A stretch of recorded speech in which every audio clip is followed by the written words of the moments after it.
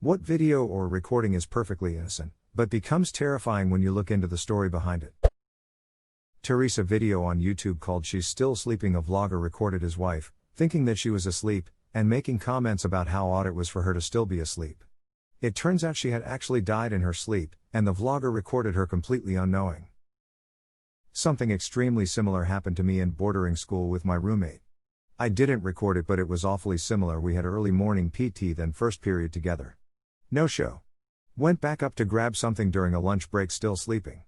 That's when I knew. Brain aneurysm at age 17. Miss you, Reddy. That must have been awful. I can hardly imagine.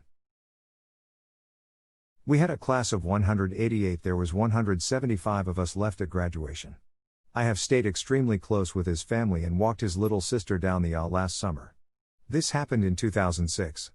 The most ducked thing was that I had to stay in not only the same hall but same fucking room for the rest of the semester.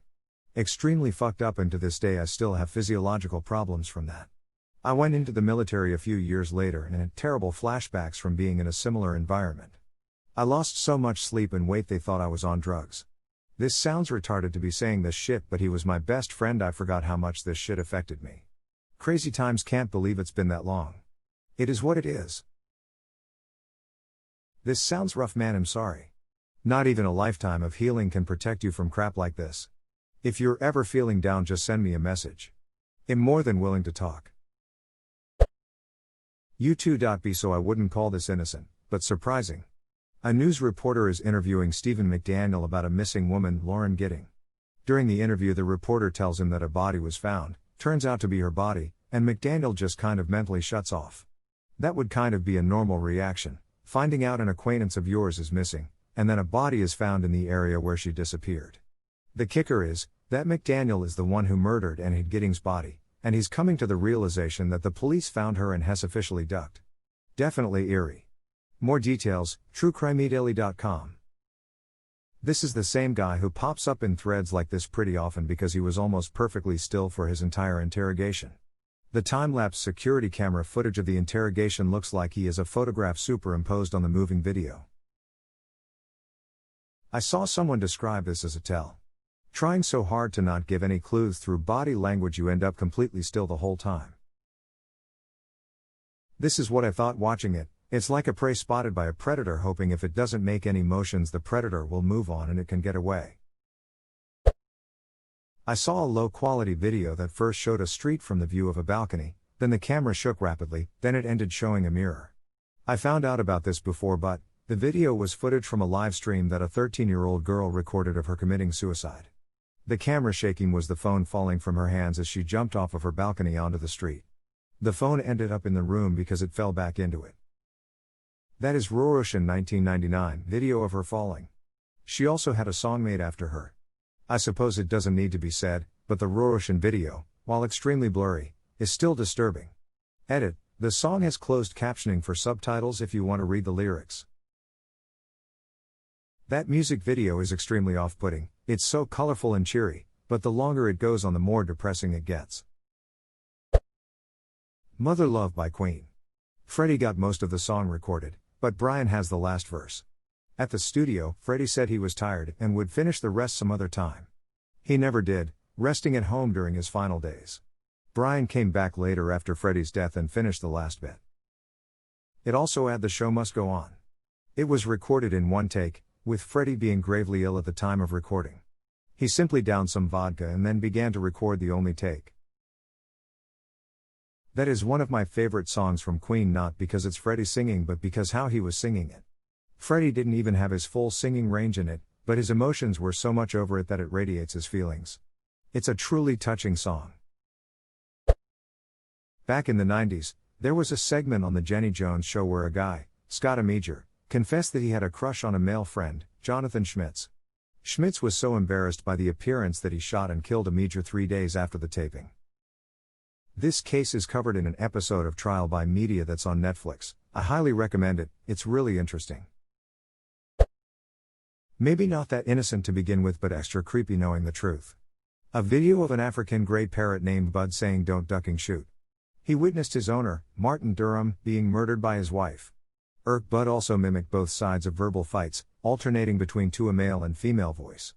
I believe the parrot testified in court. The wife was convicted. Edit, Bud did not testify, sorry to get your hopes up. He was however a useful witness during the investigation. That part in Supersize Me where they're talking about how Jared Fogle is good with kids. Edit, holy crap this blew up. Thanks for the karma and the destroyed inbox. Chris Watts pleading for the return of his pregnant wife and daughters. He confessed to killing them all the following week. U2.B.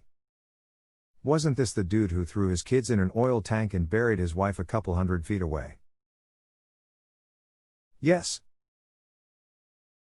What the duck? A popular 18-year-old CSGO YouTuber uploaded a reveal of the supercar he had just bought. His Steam account containing around $100,000 of in-game items was banned 6 months later, causing him to have a serious mental breakdown. 2 months after his ban, he drove his car 100 miles per hour down an La San Diego highway the wrong way in an attempt to commit suicide. He crashed head-on into a van, killing himself, a mother and her 12-year-old daughter. Do you know why he was banned? Tied to the gambling websites, when everything was removed he and many others were trade banned, they could still play but couldn't trade items. The websites were a scam too. Look up the Hart family crash. One of the victims was a child who had been in a viral video photo for hugging a cop during a police brutality protest, and later was murdered by his parents after years of horrific abuse. The interaction looks a whole lot more like a child desperately in need of help rather than the feel-good moment it was made out to be at the time. I just heard about this on my favorite murder. I had no idea, and my heart breaks even more when I think about that haunted look on that kiddo's face in that picture, now knowing what happened. The podcast Broken Hearts goes into further detail about this. Depressing but highly recommended. That one reaction gif of the African man on the boat laughing. The man is Idi Amin, the cruelest, most violent despot in the history of Uganda, if not the entire African continent, and he's laughing at the interviewer asking him if it's true that he said that Hitler didn't kill enough Jews during the war. He did, in fact, say that. Definitely check out the movie Last King of Scotland. Forrest Whitaker plays Idi Amin and does a damn good job at it. Edit movie title. This video of a band performing in a bar in Thailand. Minutes later, the entire place catches fire and more than 60 people are dead. Also, the band's name is Burn and the song they're singing is Linkin Park's In the End. That's some Final Destination shit. Peanut butter jelly time. The guy was killed in a standoff with police and was Snoop Dogg's brother-in-law, who tried to de-escalate him during the incident. Holy shit, really?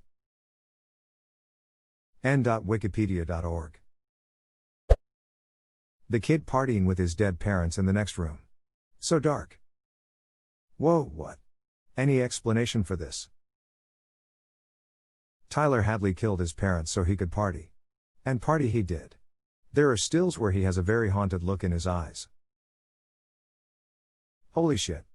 #X200B, Mike was talking with some girls on the couch when a very drunk skater kid he looked like one of Tyler's friends ambled over. I smell dead people, said the skater, giggling. #X200B, www.rollingstone.com Culture Reculture News Tyler Hadley's Killer Party 54270. He seemed anxious, or at least as anxious as you can be while on ecstasy. It was clear that Tyler was rolling.